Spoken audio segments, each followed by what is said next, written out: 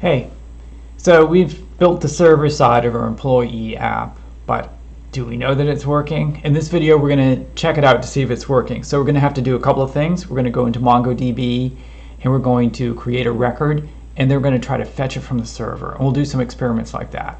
We're also going to use the tool Postman, which is really useful in testing out server-side components. So let's get started. What we're going to do is we're going to check out if the server side that we wrote for the employee application is working. The very first step we're going to do is we're going to log into MongoDB. After you log in, you should see a cluster. Here's cluster 0. You could hit all clusters if you really didn't see the right thing. We're under Atlas. That's good. That means it's in the cloud. We want to hit Browse Collections. I think we will not see any collections because we haven't really formed the database yet. So we're going to create this database when we have our server side attempt to do something. So let's give that a try. What I'm going to do is I'm going to pop up a command window, and I'm going to start up the server side running if it isn't already running. So my server side is under MERN server, and to start the server side running, I'm going to say node server.js.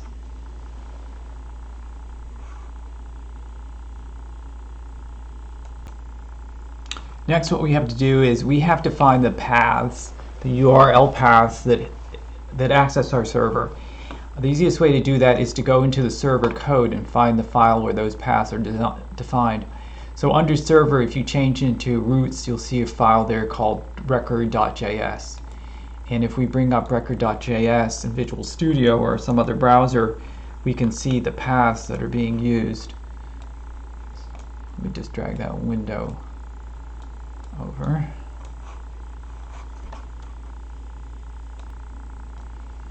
Okay, here is the file, and if you look at it closely, you can see the paths that are being used. So server, it's running on localhost and a port number. We'll have to check out what that port number is, but after we say localhost and the port number, if we said /record, that would be the call to get all the employee records in the database. Now currently it's empty, we don't have any, but that's the call we're going to use. And likewise, there's the calls to get specific records and to add a record and to update a record. And so this file is the key to formatting those requests. The port number we can get from where we started up. The server, it echoed out 5000, so that's our port number, and it also, I think, is in a configuration file under the application, so we could probably find it there as well. So I'm going to use this port 5000, and I'm going to use this URL path here, and I'm going to try to hit our server application and just see what happens. So we're going to say localhost 5000, and I have to make sure I get the syntax correct on the command. I think it was record, or is it plural? Records. It's singular. So record.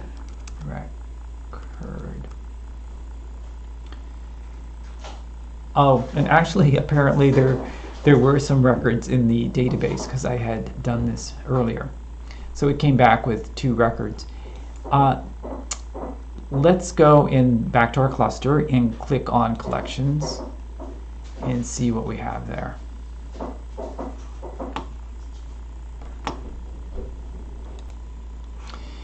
Okay, I actually logged into the wrong account, so I've switched over to the account that actually is corresponding to this project because I have a couple accounts going. So here's my cluster, and I'm going to hit on collections. If you do this, you won't see anything, but when I do it, I'm going to see this record, this employee record database. So to make my environment be similar to yours, I'm going to throw this database away. I'm just going to delete this, and it's going to really make sure I want to do it, but I do.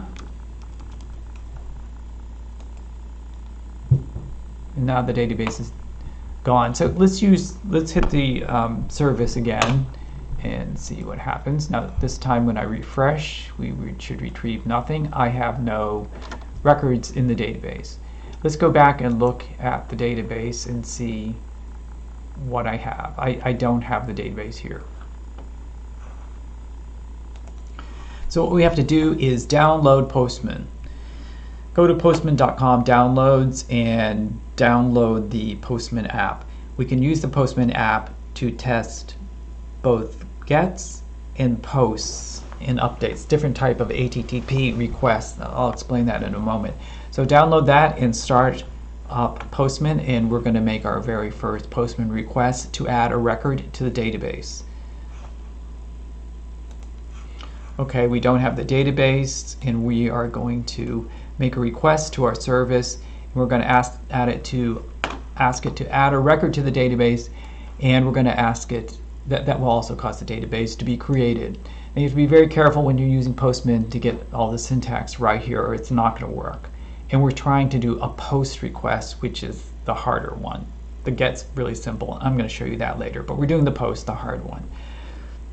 So you're going to go up to this window and you hit a plus sign to create a new request. I already have one going though. But you go here and you're going to switch this to a post, and we need to do a body, and the body you can start by clicking raw, but it has to be JSON. Okay, so we need post, body, raw, JSON, and now you can put text there.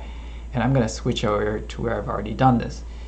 So get the syntax correctly. There's curly braces. We have our field names here. They're in double quotes. We have a colon, and then we have double quotes, and we have our value. And the lines ends with a comma. Okay, so get that perfect. And we're going to do a send. And if this is formatted correctly, our server code will be able to read it. It expects it to be in JSON format, and this is JSON format, this syntax. So I'm going to hit send. It says it's sending, and then we're going to go back to the database, and we're going to check out what it did. And let's just jump down here though. This is the save response. I want to see if it has anything useful here. Oh, I see. They just asking if you could save it to the file. It looks like it came back with an OK response here. See this? 200 OK. So our server replied, yeah, that was fine. We're going over to the database. I'm going to hit refresh. We should see the employee database. We do. Underneath we have records. That's the table name where we're storing these records, which we could find that table. We could find the word records in our server code. And you can see we have one record. Excellent. This was a major test. So now we can go back and we can test the fetches. So let's go back. We're going to do it two ways. We'll do it through Postman, and we'll do it through this was my old fetch. So I'm going to go to this 5,000 record. I'm going to fetch this, and we should see that record we just added, and we do. But we could also do this through Postman. So we could go here. We could do a new request. It is a get. We have to put this in. We don't really need the HTTP part. Local host 5,000 record.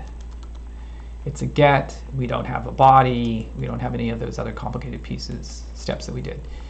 Then we do the fetch, and it has fetched it. Okay, we're going to try to get a particular record. So to do this, here was our request to get all the records. We're going to go down to this field here, and I'm going to copy it. Okay, so I have that ID, and I'm ready to paste it. So I'm going to go over here to create a new request. It is a get. It is localhost. I actually happen to have it sitting here, localhost 5,000 record. And here, I'm just going to repaste what I just did. That is the ID of the record. So when I give it this, our server is going to look at this URL path and pick out this ID that's at the end. Is going to fetch that particular record. So let's send that and see what we get.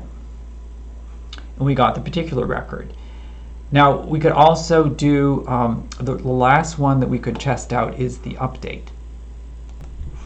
So I'm going to make a new record. It's a new request. It's going to be a post. I'm looking at my code here to see the format of the update.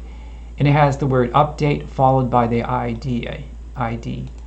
So we're going to have localhost 5000, and we have the word update, and it's followed by the ID. Oops, the ID. And then this has a body, which is what we want to update. So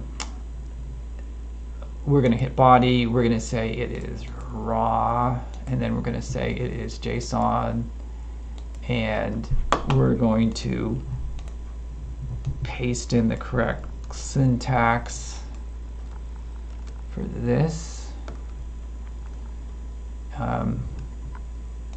And let's just say I want to add my last name here. Let's do that. For fun, let's see if I'm going to leave this out. Okay, I've sent the request to the server. It is just to review it. It's a post. It's an update. It is the URL path, and I have the ID, and I had some fields here. I had my name, and I entered my position, and I sent it, and I got a response back, which is okay. And then I'm going to go and look at the database and see if the record is there, the change record where I've added my last name.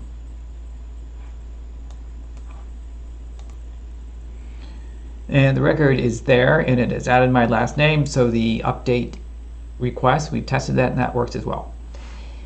That completes our testing of the server. Here's the takeaway for this. If you're working on the server side of an application, use Postman to test it out when you're done. It's a much better way to go than using the user interface that's being developed by a different team of people working on the client side, because if you use Postman, you're independent of any mistakes they've made in the presentation layer. You need Postman to issue the HTTP put request, the post request rather, and I would use it to do the test the get request as well, although you can do test get request just using the browser.